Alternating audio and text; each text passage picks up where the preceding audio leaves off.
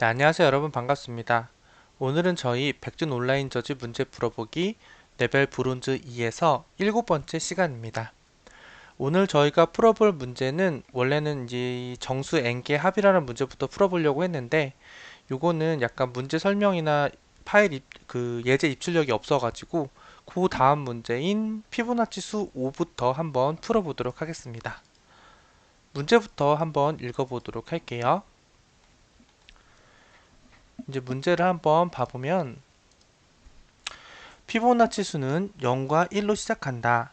0번째 피보나치 수는 0이고 1번째 피보나치 수는 1이다. 그 다음 번째 2부터는 바로 앞 두 피보나치 수의 합이 된다라고 되어 있습니다. 이를 식으로 써보면 fn은 fn-1 더하기 fn-2가 된다. 그래서 n이 17일 때 피보나치 수를 써보면 다음과 같다 해서 예제를 쭉 써줬어요. 그래서 결국 우리가 구해야 되는 것은 n이 주어졌을 때 이 n번의 피보나치 수열이 몇인지를 구하는 프로그램을 작성하면 됩니다. 그래서 입력에서는 첫 번째 줄에 n이 주어지고요. 이 n은 20보다 작거나 같은 자연수 또는 0이라고 되어 있습니다. 그러면 출력을 우리는 n번째 피보나치 수를 출력해주면 됩니다. 여기 예제도 나와 있죠. 예를 들어서 10이 주어진다고 하면 예제로 10번째 피보나치 수열을 출력해주면 됩니다. 여기 예제로 보면은 1, 2, 3, 4, 5, 6, 7, 8, 9, 10 이라고 돼 있어가지고 여기 0번째부터 여기를 1부터 체크가 아니라 0번째 피보나치 수열이죠. 그럼 한 칸씩 밀리니까 결국 여기 55가 10번째 피보나치 수열이 되겠네요. 그쵸? 자, 여기 1부터 셌는데 얘 0은 0번째 피보나치 수열이라고 했으니까. 그렇죠? 0번째 피보나치 수열이 0이고 그 뒤부터 1, 2, 3, 4로 세게 되면은 10번째 피보나치 수열이 55가 되기 때문에 여기 55가 이렇게 출력된 것을 볼 수가 있습니다. 사실 여러분 피보나치 수를 구하는 방법은 굉장히 많이 있는데요. 요거는 사실 브론즈 2기 때문에 가장 기초적인 피보나치 수 구하기로 풀면 됩니다. 가장 기초적인 피보나치 수 구하기는 문제에 주어진 요 내용 문제에 주어진 요 내용을 그대로 코드로 잘 옮겨주기만 하면 되거든요. 그래서 한번 바로 풀어보도록 할게요. 먼저 저희 오늘 7번째 시간이기 때문에 브론즈 2에서 데이 7이라고 하나 만들도록 하겠습니다. 하나 만들고요. 문제 번호가 1870번이기 때문에 BOJ 1870번 870번으로 하나 만들어 주고요. 메인 함수까지 만들고 시작해 보도록 할게요. 먼저 입력 같은 경우에는 하나만 받기 때문에 스캐너로 받아도 될 것 같아요. 그런데 저는 여기에서 먼저 피보나치 수를 일단 다 구해 보려고 합니다. 왜냐면 문제에서 분명히 주어진 거를 보면은 n이 20보다 작거나 같은 자연수 또는 0이라고 했기 때문에 저는 20번째까지 피보나치 수열을 미리 다 구해 놓으면은 나중에는 그냥 출력만 하면 되겠다 이런 생각을 하게 됐어요. 그래서 요거를 한번 미리 구해 놓도록 하겠습니다. 그래서 문제에서 주어진 거 요 설명 그대로 해서 구할 거예요. 어떻게 구할 거냐? 먼저 피보나치 수열을 담는 배열을 하나 만들겠습니다. int p라는 배열을 만들 거고요. new int 21까지 만들겠습니다. 왜냐면 n이 20보다 작거나 같기 때문에 최대 20까지 나올 수 있기 때문이죠. 그리고 p의 0번째 피보나치 수열은 값이 0이라고 되어 있고요. p의 1번째 피보나치 수열은 값이 1이라고 나와 있죠. 그 다음 for int i는 2부터 i는 20까지 i 반복문을 돌면서 여기 써 있죠. 그 다음 두 번째부터는 바로 앞 두 피보나치 수의 합이 된다. 요거를 그대로 써주겠습니다. 그 다음 두 번째부터 즉 그래서 여기를 i를 2부터 시작을 한 거예요. 두 번째 피보나치 수열에서는 바로 두 앞 피보나치 수열의 합이 된다고 했습니다. 바로 두 앞 피보나치 수열의 합으로 만들겠습니다. 이렇게 해서 돌면은 피보나치 수열 20까지 값을 모두 구하게 됩니다. 여러분. 그렇죠? 그렇게 되기 때문에 여기에서 우리는 이제 n을 하나 받으면 되겠죠. 하나만 받으면 되니까 여기서 이제부터 문제 들어간 거예요. 스캐너 하나 선언해 주고요. 그 다음에 int n을 하나 받겠습니다. 그 다음에 우리는 뭐를 해줄 거냐면 우린 이미 피보나치 수열을 구해놨기 때문에 n번째 피보나치 수열을 출력만 해줄 거예요. 이런 식으로 이렇게 해주면 되지 않을까 싶어요. 그래서 이걸 한번 실제로 해볼게요. 예제를 돌려보기 위해서 BOJ 10870을 돌려서 11 한번 해보면 55가 이렇게 잘 출력이 되는 걸 볼 수가 있어요. 그래서 얘가 실제로 잘 도는지를 보기 위해서 여기 있는 거 지워주고요. 제출을 누른 다음에 자바로 언어를 바꿔주고 메인으로만 변경을 해준 다음에 제출을 해보도록 하겠습니다.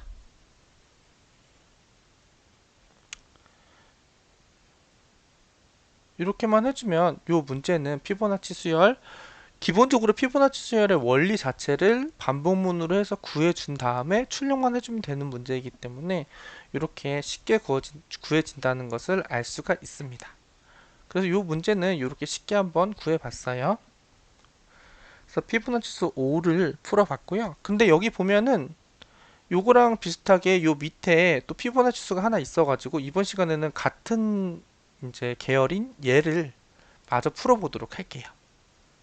2747번인데 여기는 사실 내용이 완전 다 똑같아요. 예제 출력까지 다 똑같고. 근데 단지 여기 차이는 요거예요. 45보다 작거나 같은 자연수이다 라고 되어 있어요. 그래서 제가 굳이 이 문제를 이번 시간에 풀려고 한 겁니다. 그러면 그냥 이렇게 생각할 수 있습니다. 그럼 이거 그대로 제출하면 되지 않나? 라는 생각을 하게 돼요. 해볼까요? 진짜로 될 수도 있죠. 스캐너까지는 가져와야겠죠. 임포트까지는 가져와주고 얘만 메인으로 클래스 이름만 바꿔주고 제출을 해보도록 하겠습니다.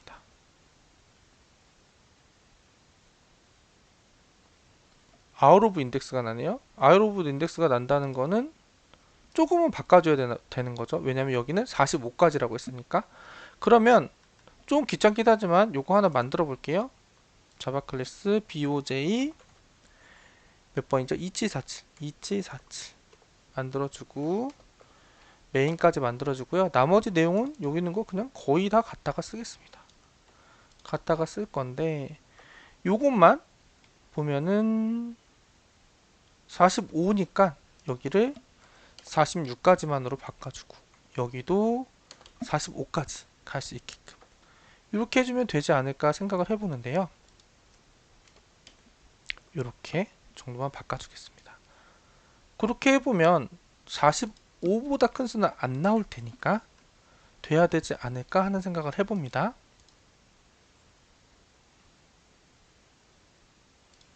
그러면 여기 제출을 해볼게요. 과연 될까요? 메인으로 바꿔서 아이고 밑에 거 눌러버렸네요.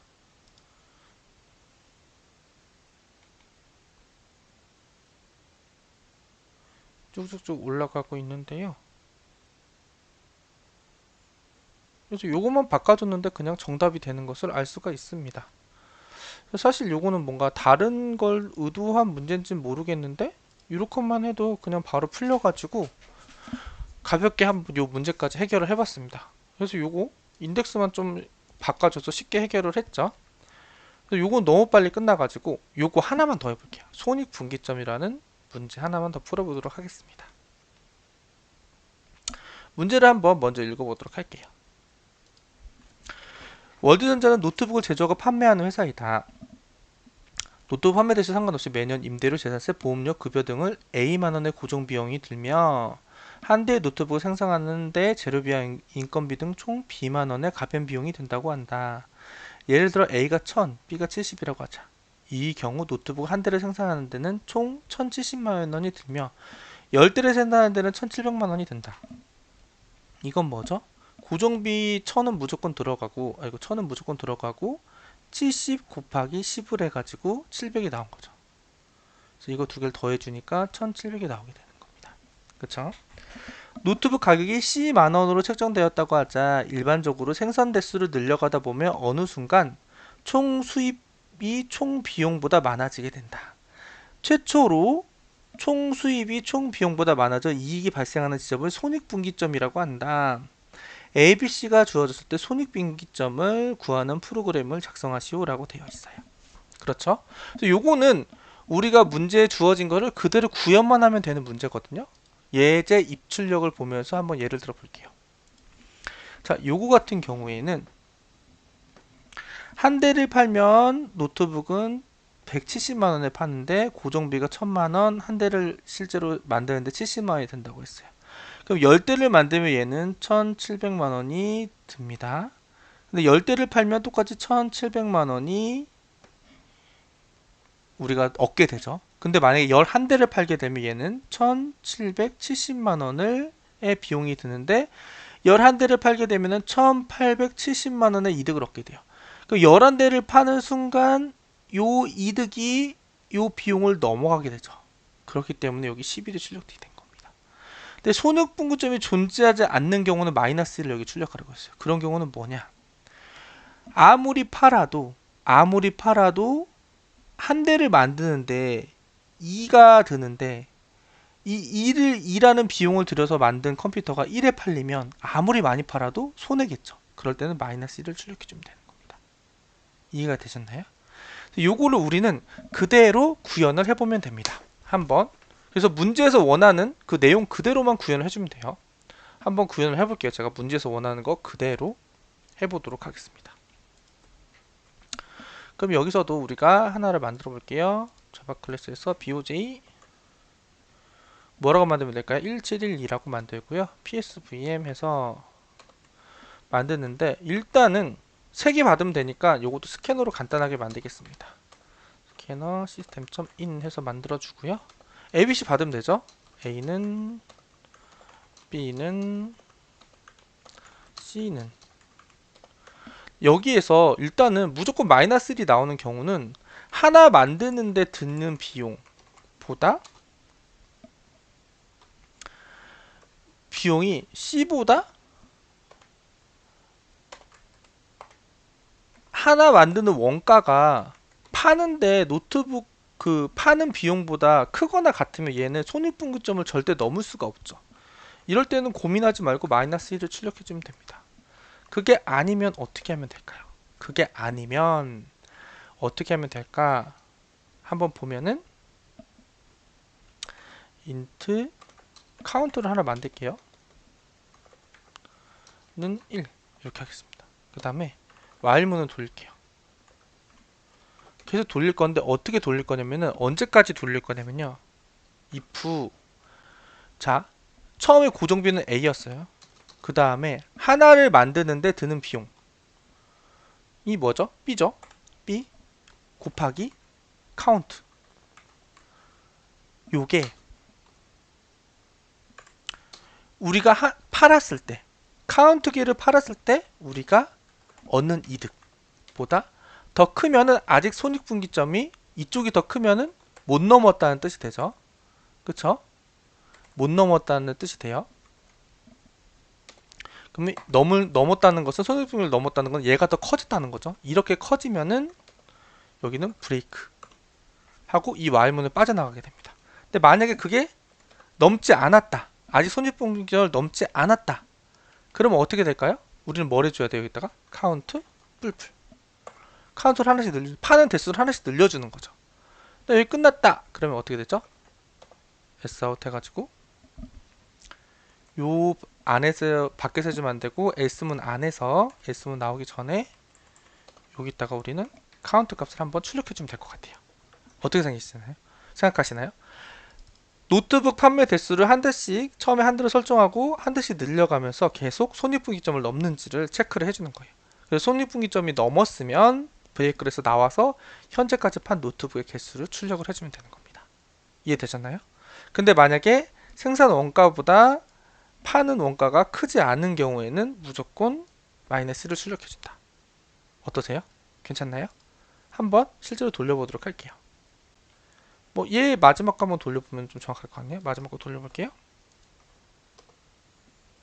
마지막 거 돌리면 조금 이상하게 나오고 있어요. 그쵸? 값이 요게 나오면 좋을 것 같은데 요게 나오고 있습니다. 그럼 뭔가 지금 이상하다는 거예요. 자, 어떻게 이상하게 될까요? 여기 보면은 21억 이하의 자연수라고 했어요. 때문에 이렇게 나온다는 거는 약간 인트의 범위를 넘어갔을 확률이 있습니다. 그렇기 때문에 얘를 농으로 바꿔줄게요. 농으로 다 바꾸고 그러면 sc.nextLong으로 일단은 다 바꿔보겠습니다. 이렇게 바꿔주고 이렇게 하면 어떻게 될지 한번 봐볼게요. 다시 한번 실행해서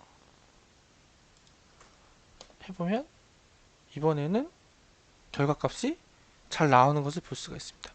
그래서 가끔씩 로직은 완벽한 것 같은데 값이 이상하게 나오는 경우가 있어요. 그러면 이게 약간 이 자료형의 표현 범위를 혹시 넘어가는 케이스가 있나? 이런 것들 한번 따져볼 필요가 있습니다. 그래서 이걸로 한번 잘 되는지를 테스트까지 해보도록 할게요. 그래서 이번 문제에서는 그거를 한번 말씀드리고 싶었고 구현하는 거 플러스 타입을 좀 잘 봐줘야 된다. 잘 되는지까지 한번 봐보도록 할게요. 제출해보면 시간 초과가 나는 걸 볼 수가 있네요. 시간 초과가 나는 게 있기 때문에 이걸 한번 또 수정을 해봐야 될 것 같습니다. 자, 그럼 어떻게 하면 좋을지 생각을 해보면 여기를 이렇게 while문으로 하지 말고 수식으로 하면 어떨까 생각을 해보면 좋을 것 같아요. 어떻게 하면 좋을 거냐 같다고 생각을 해보면 결국에는 여기 있는 고정비랑 여기 있는 그 하나 만들었는데 원가랑 판매량 요거 판매량으로 원가랑 판매량의 차이를 봐서 요거에 하나 팔 때 이득이 얼마인지를 보고 그거를 요 고정비로 나누면은 그게 되겠죠? 그럼 몇 대가 나오는지 알 수 있겠죠? 그래서 요 while문을 한번 이런 식으로 바꿔볼게요. 어떻게 바꾸냐? 일단 한 대를 팔았을 때 이득은 C-B가 되겠죠. 그쵸? 한 대 팔았을 때 금액에서 원가를 뺀 거. 그럼 요게 이득이 될 건데 요거를 고정비를 처음에 고정 지출비로 나눈 겁니다. 그럼 요게 몇 대를 팔았는지 몇 대를 팔았을 때 손익분기점이 되는지를 알려줄 거예요. 근데 그거를 넘겨야 되니까 여기다 1을 더해주려고 합니다. 그래서 요거의 값이 아마도 손익분기점을 넘는 값이 되지 않을까 싶어요. 그래서 요거를 카운트 대신에 이렇게 출력을 해주면 괜찮지 않을까 싶습니다. 그래서 요걸로 한번 돌려보면 얘를 한번 돌려볼게요. 이렇게 잘 나오는 것을 알 수가 있거든요. 그래서 계산을 수식으로 이렇게 해줘야지 시간 초과가 안 난다. 그래서 요걸로 한번 또 세 번째 도전인가? 세 번째 도전을 해보도록 할게요. 여기에서 메인으로 해서 제출까지 해보도록 하겠습니다. 이렇게 제출해보면 이렇게 정답이 되는 것을 알 수가 있습니다. 그래서 이렇게 while문을 돌려서 해서 답은 나오지만 시간 초과가 나오기 때문에 그거를 다시 한번 이렇게 수식어로 바꿔서 정답을 내줘야 된다. 여기까지 말씀드려 봤고요. 그리고 값이 이상하게 로직은 맞는데 값이 이상한 거를 보게 되면은 혹시나 타입의 표현 범위를 넘어가지 않는지 그것도 한번 생각해 줘야 된다. 여기까지 한번 말씀드려 봤습니다. 그래서 오늘 7번째 시간은 이걸로 마무리 지으려고 하고요. 여러분 오늘도 끝까지 시청해 주셔서 감사드립니다. 다음 시간에 또 뵙도록 하겠습니다. 감사합니다.